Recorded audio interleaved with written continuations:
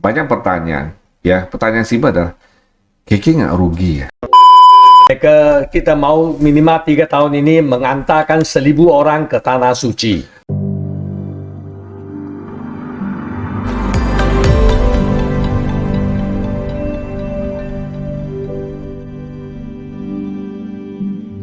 Terima kasih Miso sudah meluangkan waktu ke sini, ya. Dan Happy New Year. Happy New Year. Happy Anniversary yang ke-24 untuk KK Indonesia. Ya, terima kasih. Ya, oke. 24 tahun Miso KK Indonesia. Gimana kesannya Miso? Ya, satu perjalanan yang tidak mudah, penuh dengan jatuh bangun, suka dengan duka. Tapi saya merasa bersyukur sekali kita bisa jalan sampai ke saat ini.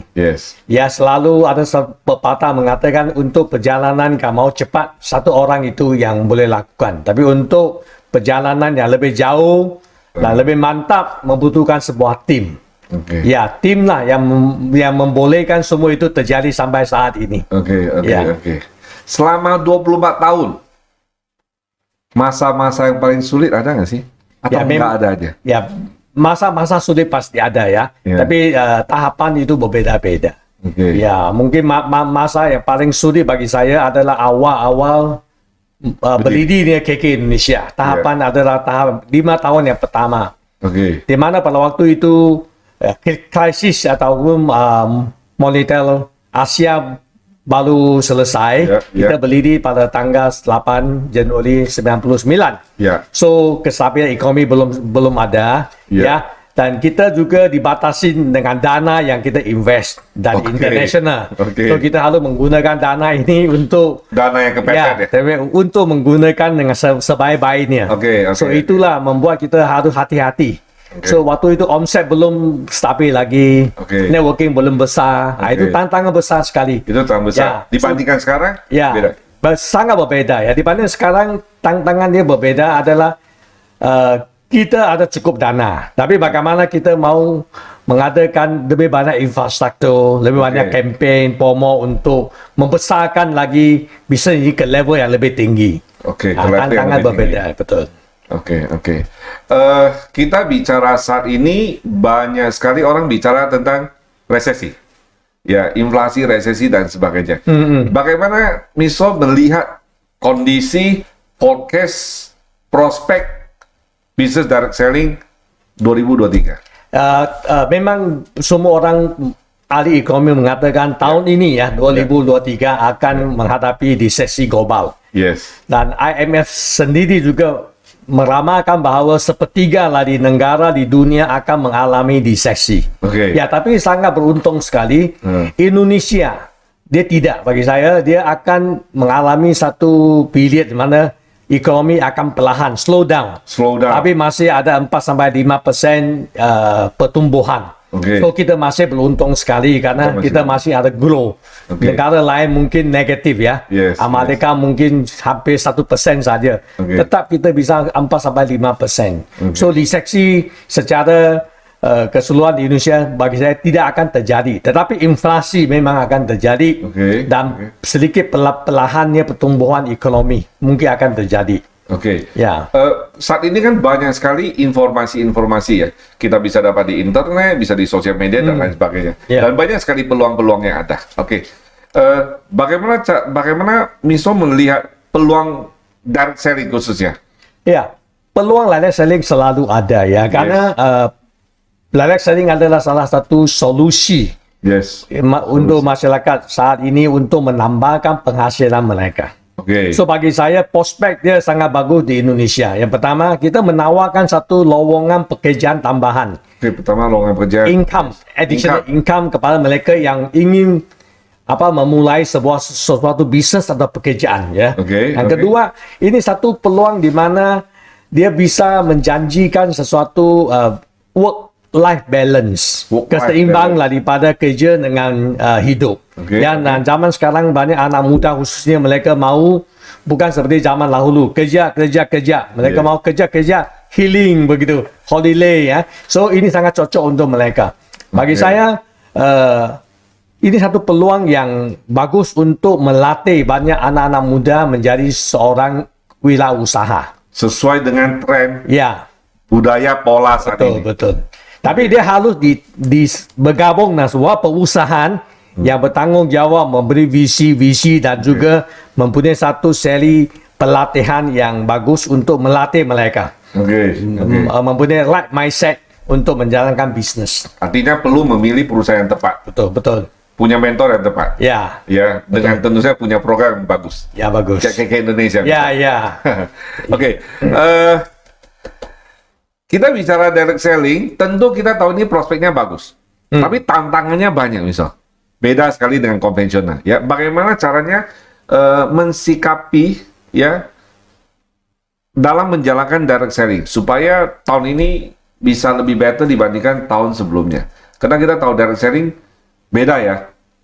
Om bos, sendiri jadi bos. Artinya tidak ada ikatan dan lain sebagainya. Sebenarnya bagaimana sih mensikapi tantangan-tantangan yang akan dihadapi seorang member ketika menjalankan sebuah direct selling? Saya ingat yang pertama kita harus selalu mempunyai sikap positif sikap positif untuk melihat apa yang terjadi di lingkungan bisnis dan kehidupan kita. So, selagi sebagai seorang pebisnis pasti ada ujian dan tantangan, itu sudah ada, pasti ada. Kita harus siap untuk menghadapi segala ujian itu. Ya. Yang kedua, harus kita bahwa perubahan itu sering akan terjadi di lingkungan bisnis khususnya sekarang. Sangat cepat perubahannya. So dia harus bersikap lebih adaptif. Adaptif untuk lebih inovatif menghadapi segala perubahan.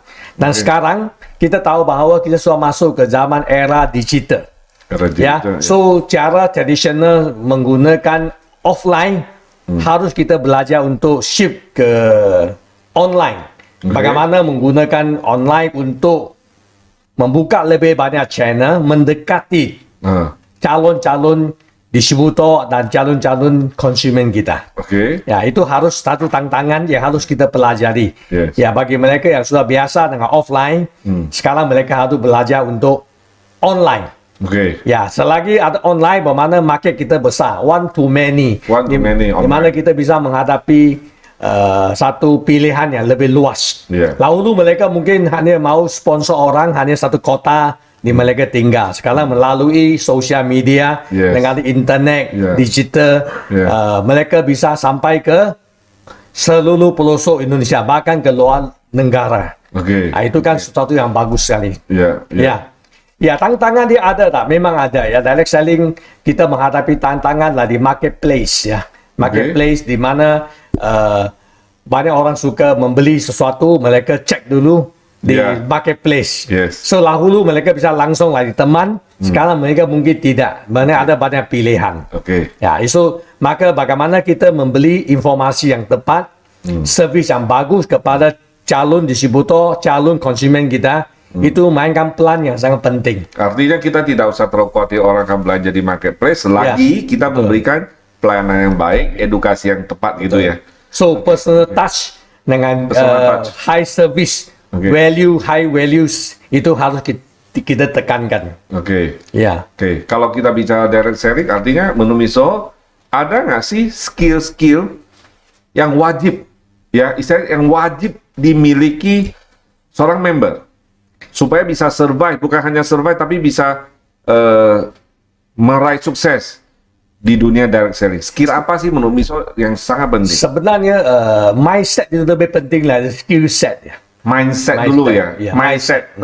So kalau mindset dia benar, saya ingat itu telah menentukan 90% kesuksesan. Kalau tidak mempunyai mindset yang benar, skill set itu walaupun dia memiliki, tapi dia tidak bisa menggunakan dengan lebih bijaksana ataupun lebih maksimal.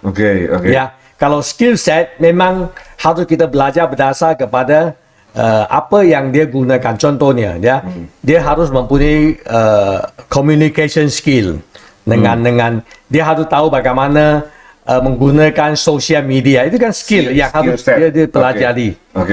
So ini kan sesuai dengan apa yang dia mau gunakan.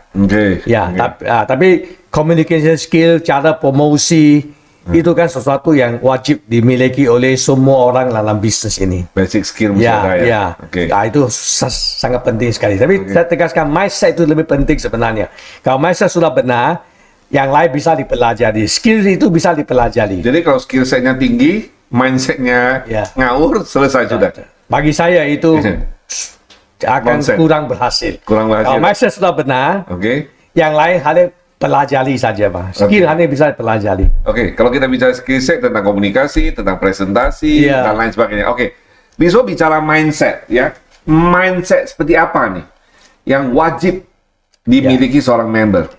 Sebenarnya mindset, ya, kita sebagai seorang pelaku di direct selling, kita selalu menganggapkan dia adalah bos. Dia adalah seorang entrepreneur. So mindset dia adalah apa? Dia adalah yang 100% bertanggung jawab kepada prestasinya dan kesuksesan dia. Jadi itu mindset pertama. Dia yang bertanggung jawab. Dia yang bertanggung jawab.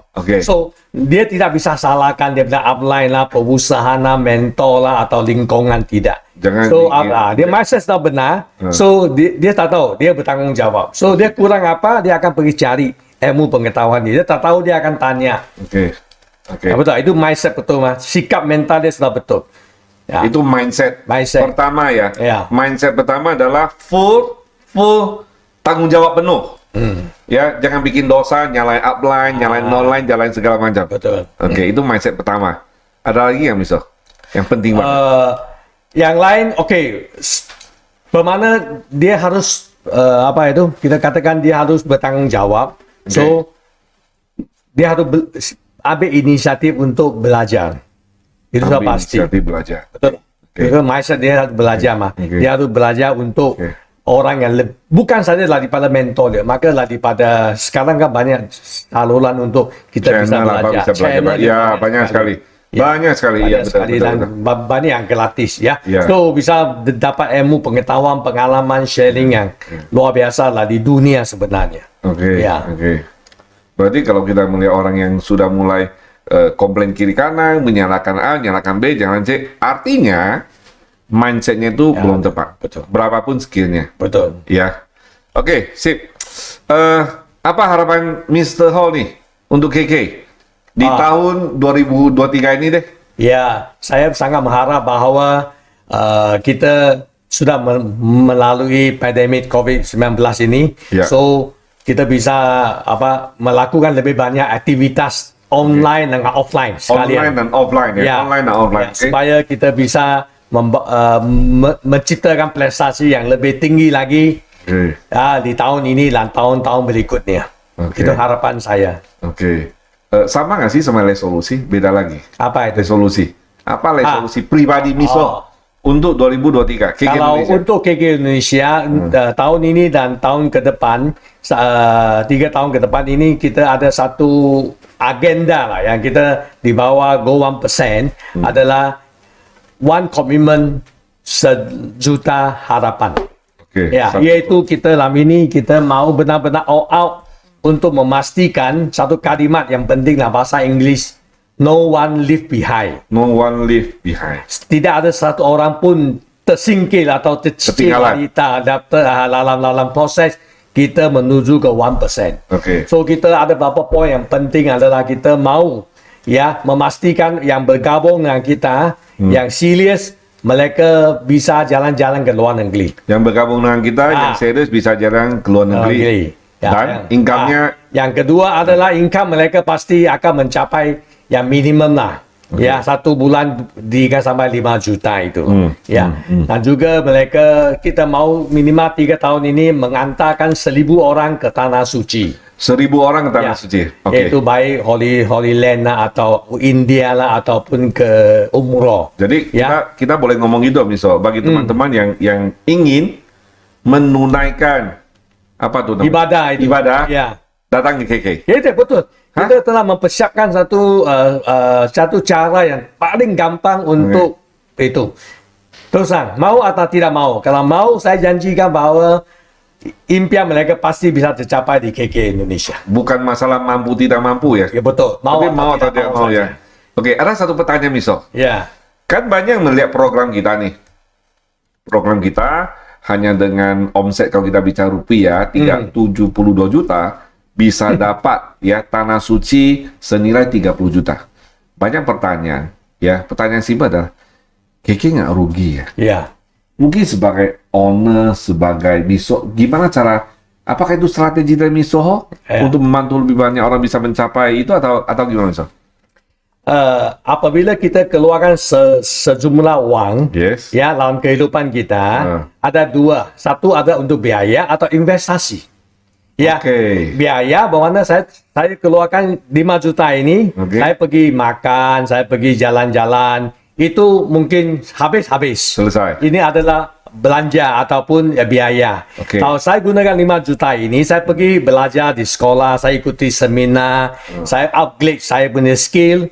Apakah itu biayanya? Saya anggap itu sebagai investasi. Investasi bermakna saya keluarkan uang yang sama, hasilnya tidak kelihatan hari ini, tetapi dia akan kelihatan berlipat kali ganda 2 tahun kemudian, 3 tahun kemudian. Itu artinya investasi. So, program yang kita seperti ke Tanah Suci bagi saya itu bukan biaya, investasi. Investasi masa depan orang itu. Saya yakin dan percaya 3-5 tahun kemudian dia akan membawa keuntungan lebih besar berkali-kali daripada apa yang saya biaya hari ini. Dan orang akan bisa mendapatkan kesempatan menunaikan ibadah juga ya. Mantap. So ini sesuatu yang luar biasa yang seharusnya mereka manfaatkan karena KK sanggup lakukan itu karena KK ada dana investasi untuk program ini.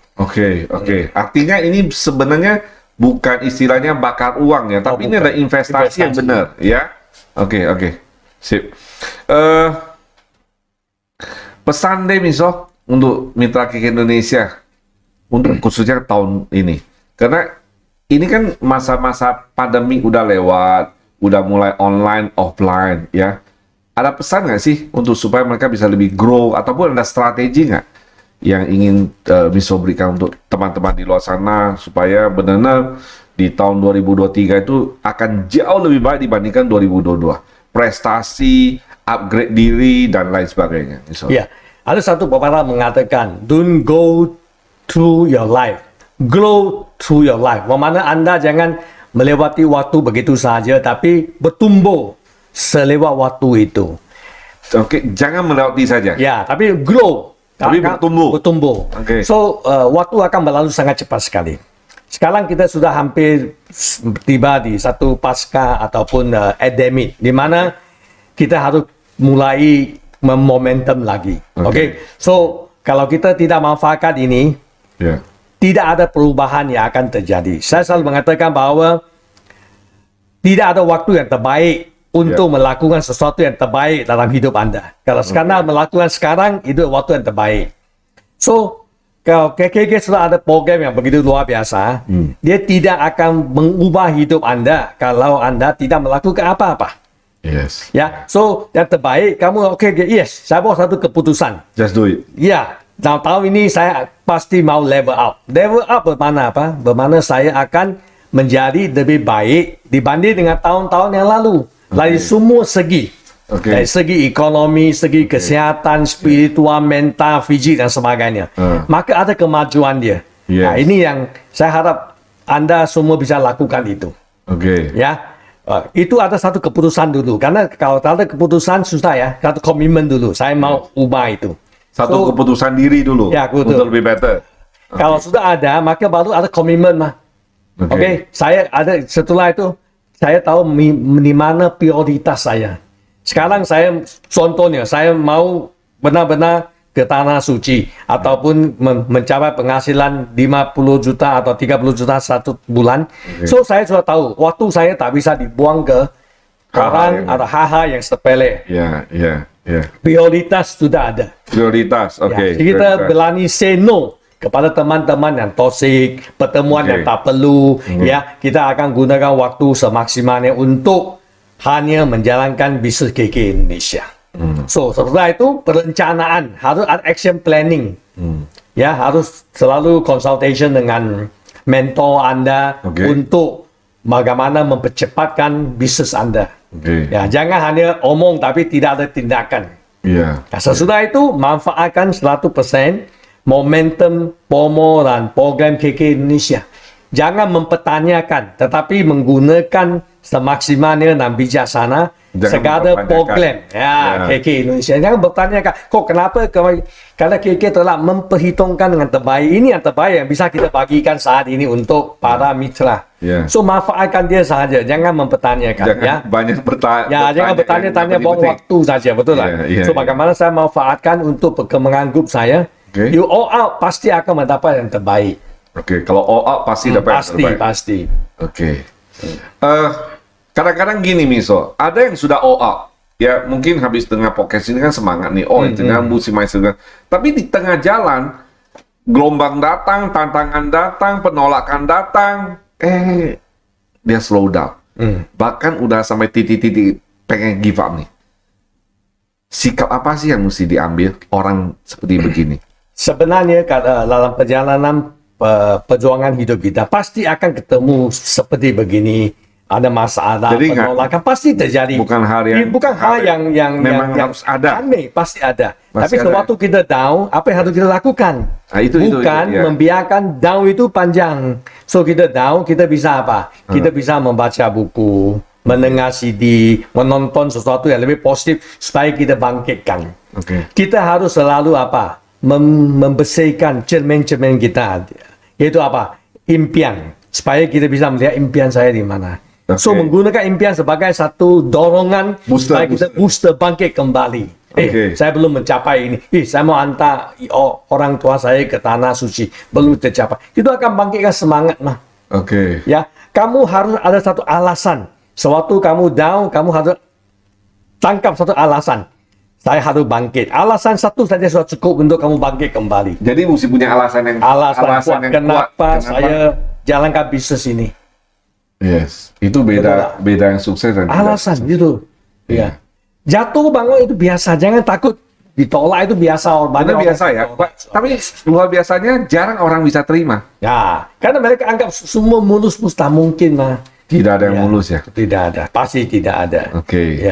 So yang penting konsisten. Kalau ada masalah, jangan go down ya. Jangan go down ke down Anda cerita yang negatif mematikan mereka. Ada masalah, go up. Positif, go down. Masalah, go up. Masalahnya ini up-nya juga negatif, Miso. Cari yang lebih bisa membantu dia. Pasti ada up lah yang lebih positif. Itu catat pasti ada. Pasti ada ya. Pasti. So kalau upline kamu tak aktif, jadi upline lagi. Pasti akan ketemu orang yang positif. Clownstyle yang positif bisa membantu dia. Artinya mentor itu penting ya, lagi saat susah ya. Punya alasan, mesti dapat mentor yang baik. Maka saya selalu mengatakan, sewaktu kita down, ya ada beberapa hal yang kita lakukan. Yang pertama, kita seperti yang kita ajari di seminar, siang malam kita harus lakukan auto suggestion. Siang malam auto suggestion. Saya pasti bisa, saya cinta diri saya pasti jadi Clownstyle Director. Supaya kita alam pikiran bawah salah kita menerima message itu. So sewaktu kita down, dia akan keluar ya. Bicara auto suggestion, momen yang paling tepat kan ada jam tertentu ya. Momen yang paling tepat kapan? Setiap pagi bangun. Dan sebelum tidur. Itu waktu yang paling bagus. Berapa lama Miso? 3-5 menit selesai. Miso masih lakukan? Sampai lakukan. Miso masih lakukan? Puluhan tahun saya lakukan masih lagi. Wow. Kenapa? Karena ini suatu hal yang benar, sudah biasa kan. Sudah anggap tidak ada apa-apa, seperti mandi lah. Sudah biasa. Setiap hari lakukan hal yang sama. Lakukan itu yang pertama. Kedua, kita harus selalu mendekati komunitas yang positif. Teman yang positif. Jangan ketemu teman yang selalu cerita mau masalah. Akhirnya kamu juga akan nggak masalah pun jadi masalah. So, setiap orang pasti ada beberapa teman yang bisa bagi Anda positif. Mungkin dia di bisnis yang sama atau tidak. Tapi dia akan bagi Anda positif. Saling mendorong satu sama lain. Makanya Anda mengatakan komunitas itu penting. Dan juga satu lagi ada lakukan go visualisasi. Yaitu ada papan impian yang saya mengatakan. Tempelkan impian-impian Anda dan lihat dia setiap pagi dan malam sebelum tidur. Supaya Anda akan selalu diingatkan, ini impian yang belum tercapai. Itu dengan cara otomatis akan membangkitkan kita. Visualisasi ya? Visualisasi. Itu kekuatan dia. Ini yang saya lakukan puluhan tahun dulu ya. Berarti teman-teman yang mau capai perjalanan ibadah itu mesti cari itu dong. dilihat terus ya. Itu. Oh iya. Itu luar biasa karena whatever the mind of man can conceive and believe it can be achieved ya. Sesuatu yang pikiran kita bisa terima itu, dia pasti bisa menjadi kenyataan. Oke. Ingat, pergi ke tanah suci bukan hal yang susah karena banyak orang telah melakukan. Apalagi dengan bantuan KK pasti bisa menjadi kenyataan. Oke. Mantap. 1.000 orang bisa. Ya, 1.000 orang dalam 3 tahun ini target kita. Ya. Iya, mantap. Ya. Oke, terima kasih sharing Misol untuk hari ini. Semoga nanti Misol punya waktu lagi ya, bisa diundang lagi ke podcast KK Indonesia, berbagi strategi dan informasi yang sangat penting ini. Sekali lagi terima kasih waktunya. Sampai ketemu Misol kembali. Sama-sama. Ya. Thank you. Terima kasih.